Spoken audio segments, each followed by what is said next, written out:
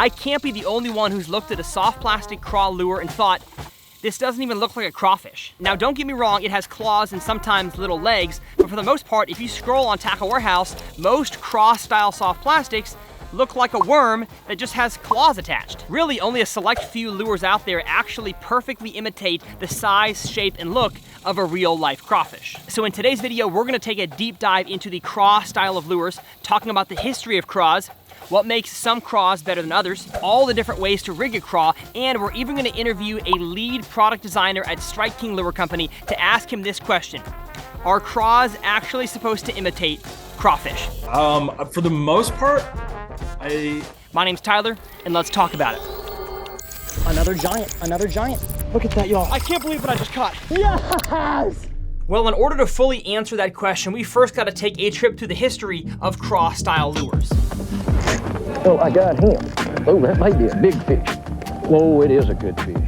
Even though most of the crawfish-style lures we have in bass fishing today consist of some kind of soft plastic, the original crawfish lures did not. As a matter of fact, the old crawfish style of lures were pretty much the opposite in terms of build style and purpose as the craws we have today. Take, for example, the earliest craw style lure I could find, called the Joe Bob Crippled Critter Crawfish Lure. First off, that is a name that could only have originated in like the mid-1900s, which, spoiler alert, it did. That lure came out in 1947, and as much as I would like to have one in my hands to show you on camera, I could only find a few for sale on eBay, and they were wicked expensive, so pictures will have to do. This bait was made from segmented hard plastic. It had 2 treble hooks similar to most crankbaits and had red beaded eyes. And I don't know what it looked like in the water, what the action was, but only the tail and the red beady eyes looked anything like a crawfish. The rest really didn't. The next old craw that I found was the Ed Wood Crab Crawler. This was made by the Ed Wood Bait Company and was marketed to catch deeper water bass.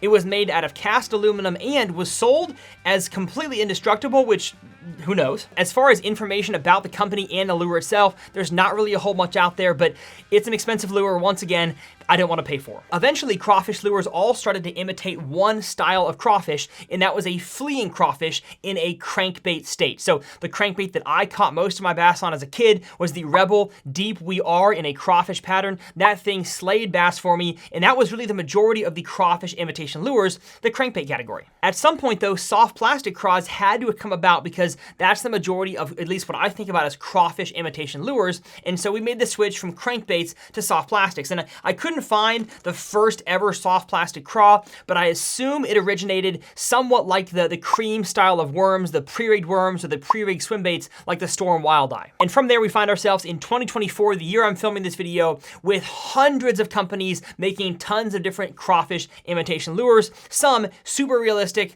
and some not so much. Some realistic ones being the Live Target Live Craw, Megabass Dark Sleeper, Nico Fishing Nico Craw, Savage Gear 4D Craw, and Tackle HD High Def Craw, just to name a few. And some less than realistic ones being the Big Bite Baits Big Craw, Yum Money Craw, Molix Craw, Biospawn Vile Craw, and to be honest, the Rage Craw. I mean, none of these really look like a crawfish, but we're gonna ask the question, does that even matter? I'm not the guy with all the answers. So now that we've learned a little bit about the history of the craw style lure, let's get on the water to discuss how a real crawfish actually operates. And I wanna discuss first crawfish positioning in the water because they can have 3 main positionings. They can have neutral, defensive, or fleeing. But where do they show these different positions? And I got 3 words for you on the bottom. Trapping studies have showed that at water temperatures beneath 45 degrees, crawfish have very little to no activity while buried in mud burrows or rock crevices, but when the water rises to 50 degrees, that's a whole different ballgame. Now what that means is that early springtime and fall are technically the best seasons to throw crawfish imitating lures, but as long as the water is over 50, crawfish imitating stuff is fair game. That's just when they start to get the most active. Regardless of water temperature, crawfish still live, like I said, on the bottom. And so can you catch fish by throwing crawfish imitation lures up in the column?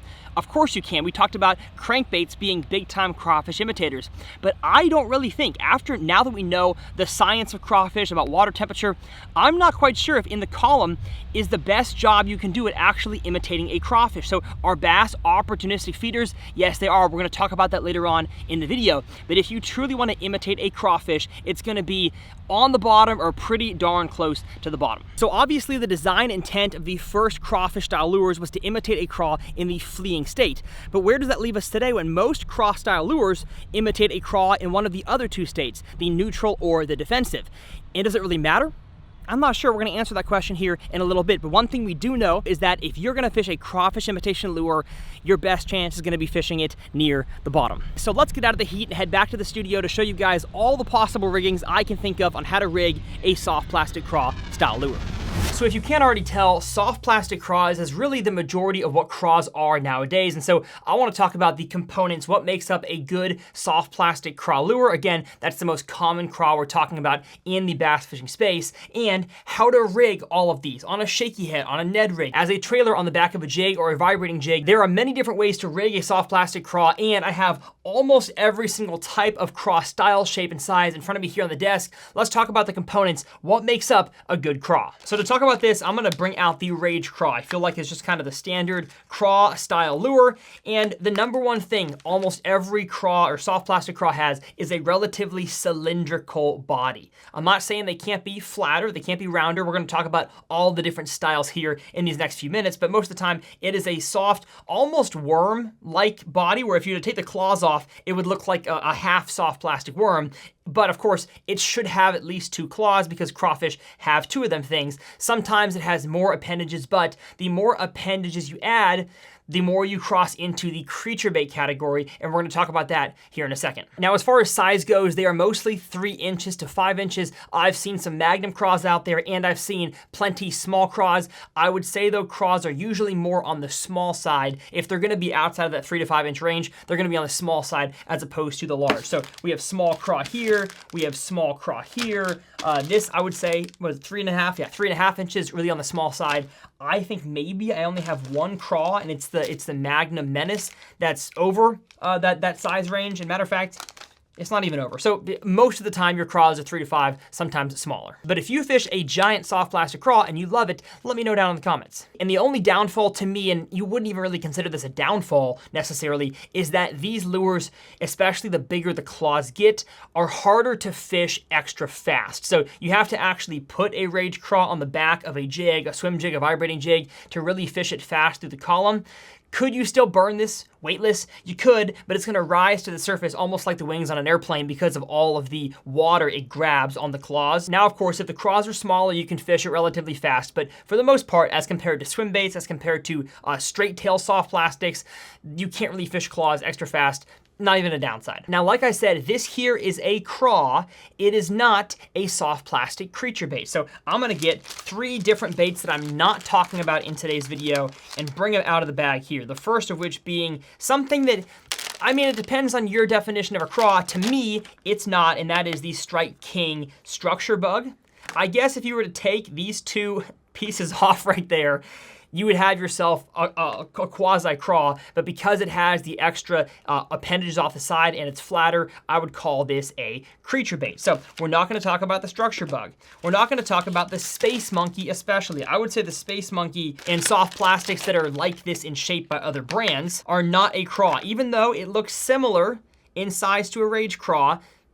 You know what, now that I look at it, this might be hypocritical. This is a craw, this is a creature bait, sue me. And the last one being the rodent, or the beaver style bait. This one, I mean, yeah, it could look like a craw, but I feel like it's just kind of, it's a little bit too beefy. The rodent here, pull apart the things here. The claws aren't even claws. This kind of, this bait is meant to be flipped and pitched into aquatic grass and laydowns and stuff. And so it doesn't have a whole lot of action. And I would say kind of one of the hallmarks of a soft plastic craw is action in the water. The rodent and beaver style baits don't have that, and so I'm gonna call this a creature bait. Matter of fact, it's kind of a wimpy creature bait, so we're gonna leave it off to the side just because. Okay, so all the craws we're gonna talk about, we have the Rage Craw right here. I'm gonna hold it better for the camera over there. The newly designed Mach craw, that right there, a very slim craw. Tackle Warehouse asked us to make one without a whole lot of action, so that's the Mach craw. The next one being the Scound bug, which sounds like a character in Star Wars. There it is right there. It is a soft plastic craw, honestly, very similar Holy cow, that's very similar to the Mach Craw.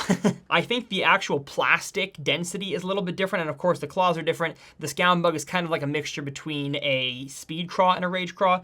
We've got those three right there. This package, a craw that I used to use a whole lot of, but not a whole lot anymore, is really like the most subtle one we got in the Strike King lineup, and that is the Rage Menace. Super cylindrical body and two little Rage tails, but they're very kind of centered to the craw, so that's the Menace. You've got the kind of finessey craw application. This here is the Baby Rage Craw. It is only 3 inches long.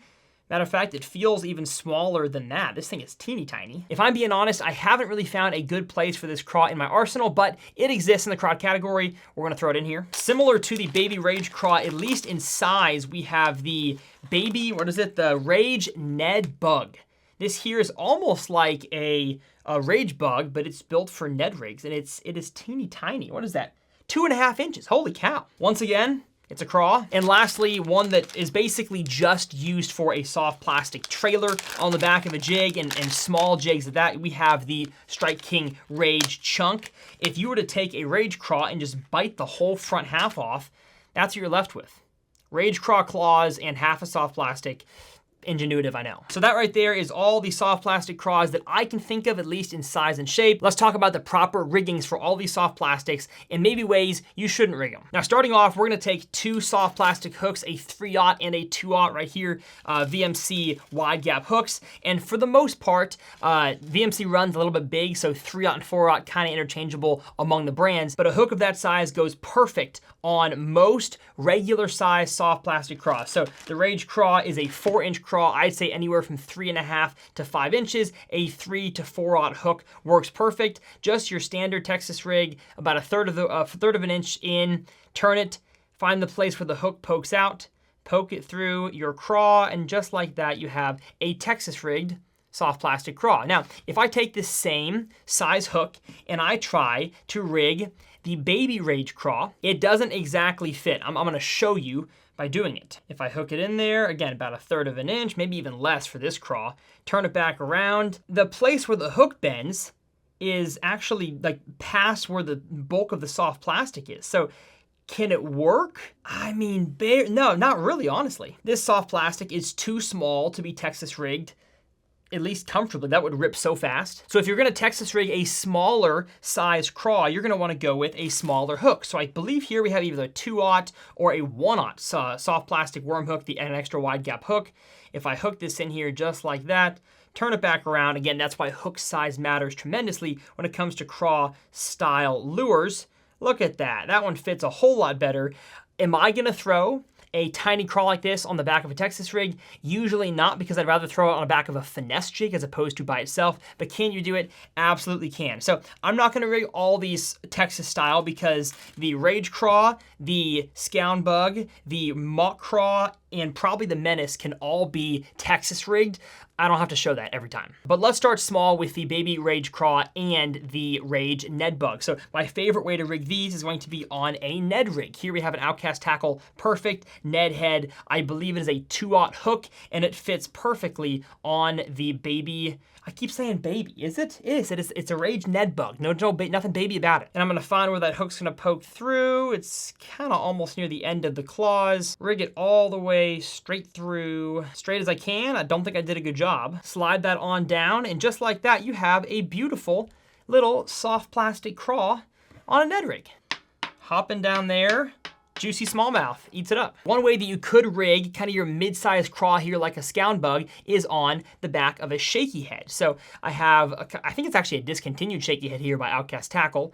Just like a Texas rig, about a third of an inch in, twist it, shove it over the top of the little hook keeper there, and just like you would with a heavy cover flipping presentation, I'm actually going to run it all the way through, not all the way through, run it up through, don't poke it out. That way the straight shank hook kind of lines up perfectly, and then you've got a craw on a shaky head. Early on in my bass fishing career, you could say, in my high school fishing, I fished a shaky head craw a ton, and it can catch them. Let's go up to the Menace here. The Menace, one of my favorite swim jig trailers, and I talk about this in a video I will have linked below, my how to pick soft plastic trailers video, in that you have to pick the right size trailer for either your hook or the skirt length. And actually, I'm gonna backtrack. For sure your hook, and then depending on the skirt length or depending on the length of the soft plastic, you have to cut one or the other. So if the soft plastic is too long, either bite the soft plastic, or if you don't want to have this in your mouth, use scissors and cut it down, or you can actually trim the soft plastic skirt.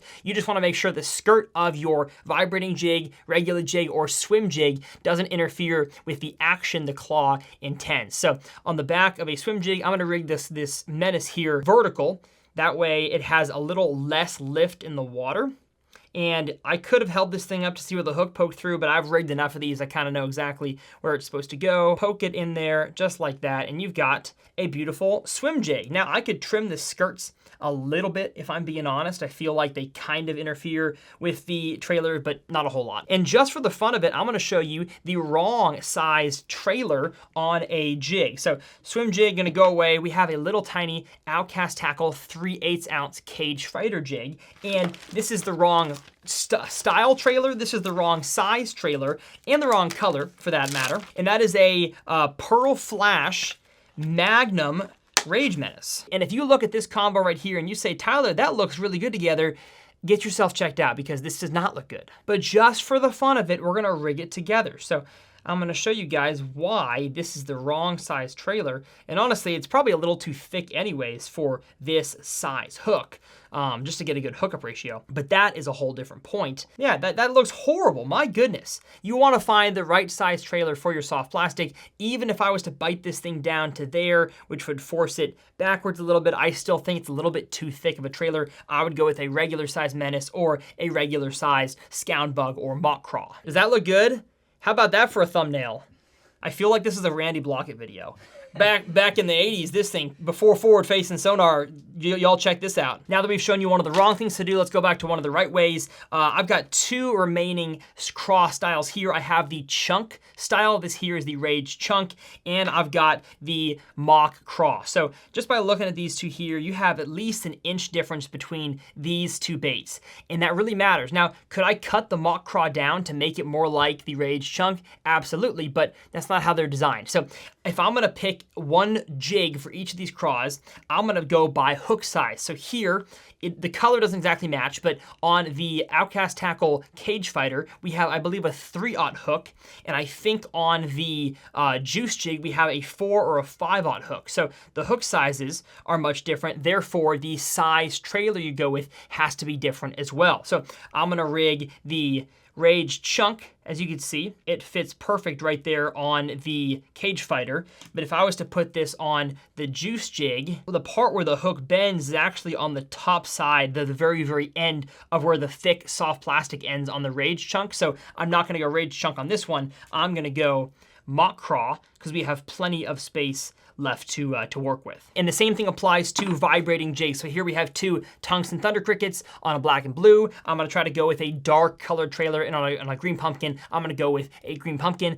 Can you contrast? You can, but I would not recommend it. And for sure, stick to the proper sizing. So on a 3/8 or 1/2 ounce, just like you have on a regular sized Arky jig, I'm gonna go with a regular sized Rage Craw, a regular sized Mach Craw. It just all depends how much action you want on the bait and how much lift you want, whether you rig it horizontal or vertically. Now, I'm sorry if that segment there was a big long ramble, but I hope it gave you some kind of clarity as to the style of craw and the size of craw and how to rig them properly on Texas rigs and Ned rigs and as trailers. But two more things I want to discuss real quick about craws are color and claws. Now, I'm sure when I say the word crawfish, you think about these standard red crawfish you have in a crawfish boil. And to be honest, the fishing industry has done a masterful job at catching anglers, not necessarily fish, because not all crawfish are red. Matter of fact, hardly any craws are red. Most of the time, crawfish are different shades of brown, orange, green, and sometimes in certain regions, they can even be blue. So if you at home want to do the best job you can at actually imitating the crawfish in your body of water,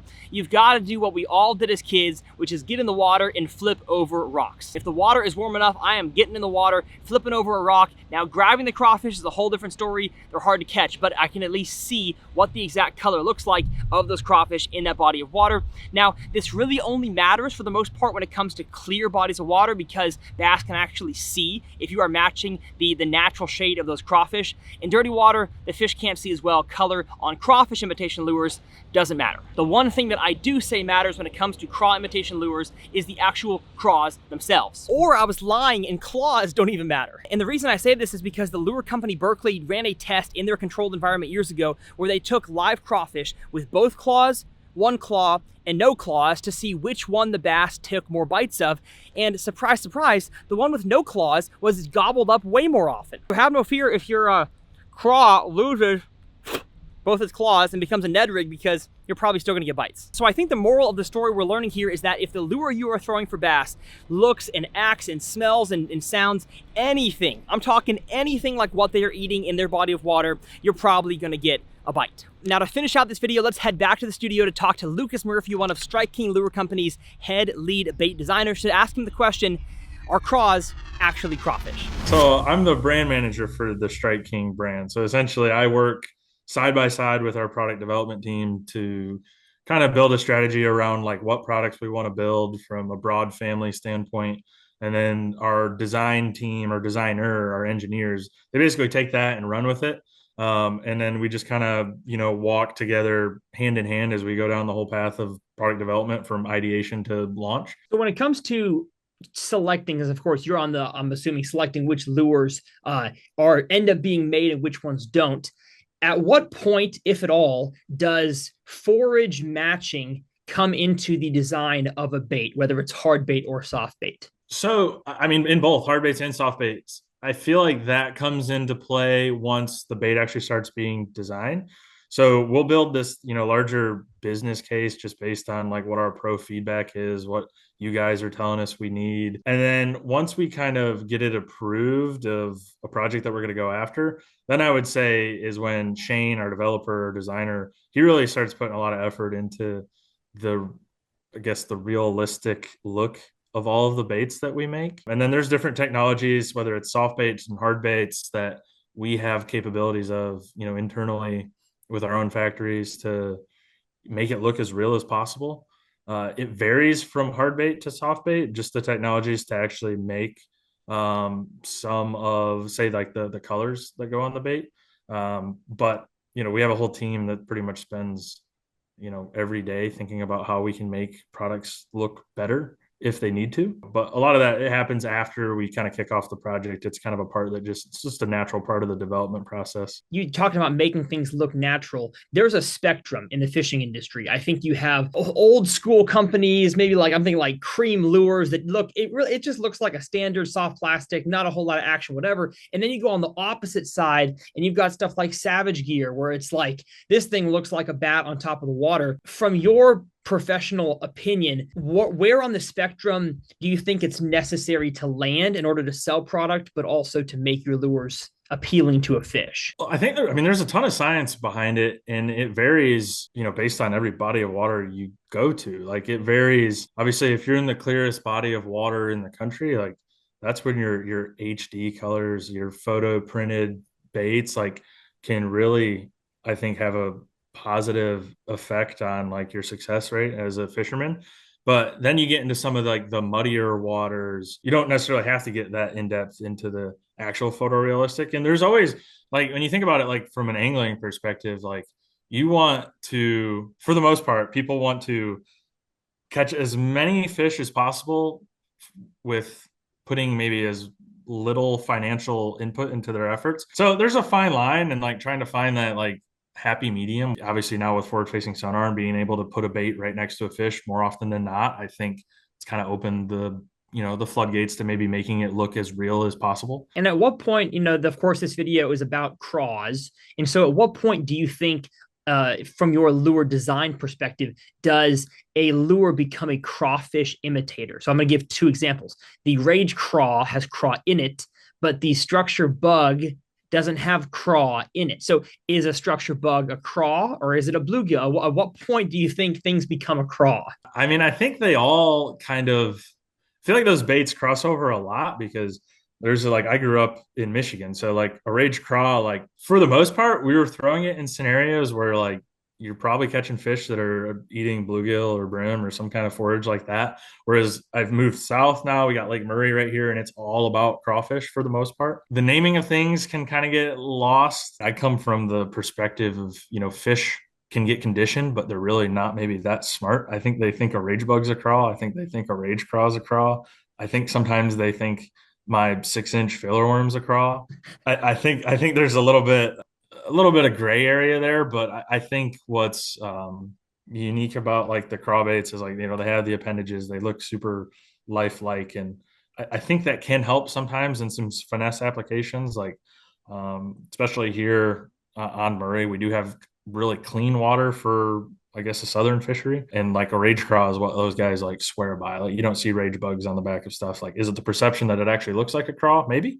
But it is interesting. So I guess that leads us to the final question that maybe you've already answered, but do you really think that a lure that says craw really is a craw to a bass?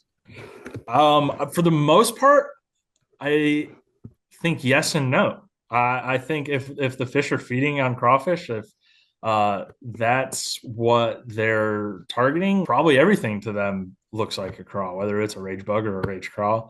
I think if you're skipping a jig up underneath a dock, albeit down here, up north, anywhere in the country, like they'd probably think it's a bluegill or a brim or something else. I think they're so opportunistic, maybe changing a little bit more as they get more pressure. And if the water's clean, like this all goes back to the water being clean, they might spend a little bit more time analyzing it with their eyes than normal. But you think about the percentage of bites I think that you get that are so fast. I think they just see the opportunity. I think they eat it and ask questions later. It might not be their best strategy most of the time, but I think they think it's a craw regardless if it has the name craw in it. So really the word craw in lure naming is really more about the perception of what people think it is as opposed to what the fish really think it is. Oh, for sure. I mean, there's a lot of that. And like as an angler, like you find a lot of comfort in the name and the aesthetic of the bait. And you want to feel like you're throwing the right thing. And fish are feeding on crawfish 24/7. So like when that name is instilled into, or that word is instilled into the actual name of the bait, like I feel like there is a little bit of that like perceptual confidence just in that you're throwing the right thing, because a fish is going to love to eat a crawfish if it can find it. I think that's all I got. Well, thank you, Mr. Lucas. Not a problem. Thank you, sir. And, we'll see you later.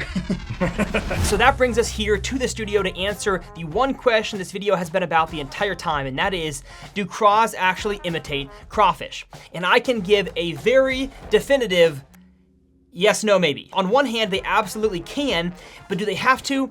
No, they don't, because bass, as opportunistic feeders, see something that looks edible, and if they are hungry, curious, or mad, they're gonna eat it. And so if you are fishing in a clear body of water and you know your fish are feeding on crawfish, should you do your very best to imitate what those crawfish look like? Absolutely. But if the water is dirty, it doesn't really matter. And as the Berkeley study showed, whether you have 2 claws, 1 claw, or no claws, the bass are still probably gonna eat it. The greatest thing about bass fishing is that it is totally dependent on you to figure out what the bass in your body of water want to eat. So maybe your bass are huge crawfish eaters and you have to imitate to the smallest, tiniest detail to catch those bass. And if so, that is an awesome challenge, go for it. And if your fish in your body of water don't really eat crawfish, but this imitates a bluegill really well in the way that you rig it and the way that you fish it, absolutely go ahead and throw a craw. Whether or not these baits here, whether they are soft baits or hard baits, are actually imitating a crawfish when the fish eats it, that is up in the air. But all I know is that these lures always have and always will catch bass. Now in this video, I talked about, of course, the color selection on your soft plastic craws and the many ways to rig them. So if you want to go over my color selection video, it'll be up here in this corner, and my jig masterclass will be up here in this corner. Both awesome videos to learn from. My name is Tyler. As always, it's been a pleasure, and we'll see you guys next time right here on TRF.